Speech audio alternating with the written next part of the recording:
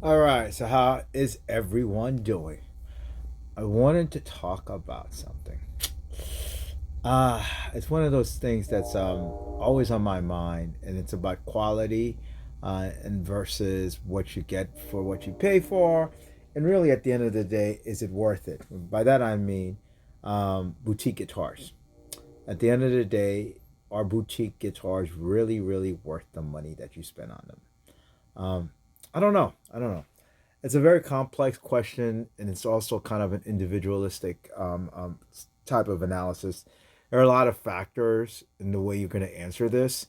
Some of them depends upon your social construct. Put another way, what's your economic status from that perspective, and what you're trying to get at it when you buy all these boutique brands. You know, I kind of think about myself, so this is only personal reflection and everything. So, um, I don't know. I have a thing about guitars. It's called a disease. I buy a lot of them and I buy way too many of them.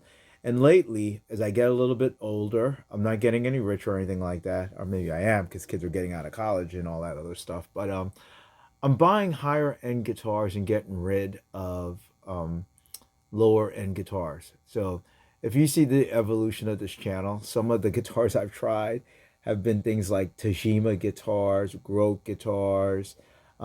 Yeah, I'm recording kings. Um, I get fascinated by the art of the deal. Uh, it kind of probably goes back to the heritage of I'm an immigrant kid. I'm a kid from a third world country. I'm not a kid anymore, but I'm a person from a third world country where we value money and we value quality. Having said that, there is something to be said about boutique guitars. I have a couple of boutique guitars, and so I know where I'm coming from that perspective. And I started thinking about why am I getting these boutique guitars? What's the justification for them? At the end of the day, I think really the justification, short of like a little bit of boredom, is that I really think it's going to help improve my playing. I think all guitars have gas, whether it's boutique guitars or just cheap guitars, but a lot of them. So there's two, and that's that actually, the gas syndrome is two ways. Either very wealthy middle-aged guys that don't really play a lot of guitar or can't play guitars, that are shopping in high-end places and shopping on Reverb and acquiring it. That's, the boutique end of it. The other end of gas is just, you may not have the money, but you're buying a lot of cheap things and you're hot rodding them and trying to make it better and all that. But let's stick to the point about boutique guitars. So, um, I don't know how it started. Growing up, my only dream about getting an arch top was to just get like you know, a Gibson ES 175. I didn't even say Gibson ES 175D. That's all I ever really wanted. And the problem is, you think that when you start acquiring high end guitars, you think that if you get one guitar, it can replace all your other guitars. I'm here to tell you that is not the case. That's actually what I thought. I thought I could step up. It's almost like you have a starter home and then, you make a little bit more money, you get a bigger home and things like that. What I thought would happen with guitar playing would be I would start off with, I don't know, a cheap J Tercer 175, then sell that, boom, upgrade to maybe an Aria. And by the way, these are all things I did. I had a J Tercer, copy of a 175. I put 57 Classics in that. All right. And I love that guitar. I'm smiling because I really love that guitar. I got a lot of mileage out of that. And then after that, I got an Aria Pro 2 that was to die for. And I had that for years. Copy of a 175 as well. And then after that, I got rid of that. I got, what did I get? I got Eastmans. I went through a couple of Eastmans. And this is just arch tops I'm talking now. I'm not even talking semi-hollow. So I went through a couple of Eastmans, 503s, 803s. So I went through a couple of Eastmans. And then eventually I got the Holy Grail Gibson ES 175D. And I thought this would be it. I've actually gotten what I aspired to get. And it was always in the hope of being a better musician, getting the best quality, playing what I saw the people that I grew up with playing. So you thought, or I thought, that would be the end of it because I had reached the Mecca, right? I Lo and behold, I didn't know there'd be reverb and sweet waters and all this other stuff. So growing up, so anyway, unfortunately, that was not the end of it. So in my case, and I'm only speaking for myself, acquiring things didn't mean that I wouldn't acquire less once I reached like a pinnacle. I wasn't just stepping up. Some reason I decided I needed more than that 175. Right. Lo and behold, and we're gonna keep this going with the arch style because I can go through the same thing with Tellys and to other types of guitars. So I'm going up and up and up, and in between this stuff, I'm buying cheap stuff to try things here and there like that. But you know, I didn't end with the acquisition of the 175. Okay. I then went and I have them now. I heard of Benedetto growing up. I thought this was going to be the holy grail for that. So I went and got the Benedetto Bravo, and I thought this would just be my only arch top.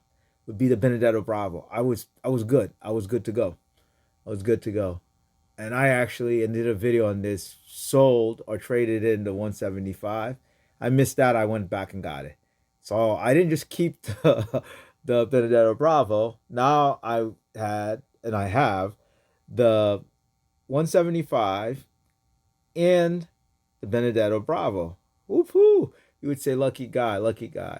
Somewhere along the line, I decided that the two of them needed another sibling. So I went and got what is it? A Guild X500 because I wanted something bigger because the Benedetto was the holy grail, the epitome of very very ergonomic 16-inch, but a little bit thinner. And then I had the historical significant ES 175, and then I went and got the X500. All right, beautiful. So you think it would stop off there? Nah, I decided at this stage, right? Um, I'd been through all these guitars and I'd played all these guitars in Guitar Stars and tried everything, that I still needed that one arch top that would be the dream, the arch top to end all arch tops.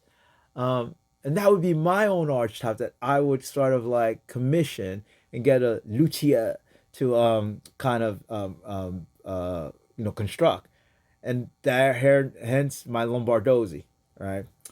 So, and that's a 14 and a half inch, guitar, built kind of like the George Benson GB10, but with a set humbucker. Beautiful guitar with set lovers, ebony fretbar, like that. So, what's happening is I wasn't stepping up. I was keeping these guitars. That really wasn't the aim of the game when I started, because I didn't start off. I don't want to be a collector. That's not the aim of the. That's I didn't say, oh, I want to collect guitars, blah blah blah like that. I just love them. I mean, they are obviously my therapy. This is why this channel even exists. So then I looked around and I was like, man, these are all boutique guitars. Never mind owning a Nash guitar. What was the other one? Then the Charlie Christian, and that's more along the Fender thin line. I'm sorry, the Fender solid body Telecaster arm. So I've just been describing the other things, right? So then my Telly thing can also be said the same way. I thought I would get like a Dream Telly, and I thought it would be like the Charlie Christian Telly. Okay. In a similar parallel fashion to all of this stuff that happened with the arch top, the telly craze happened. Right. I started stepping up, stepping up, stepping up.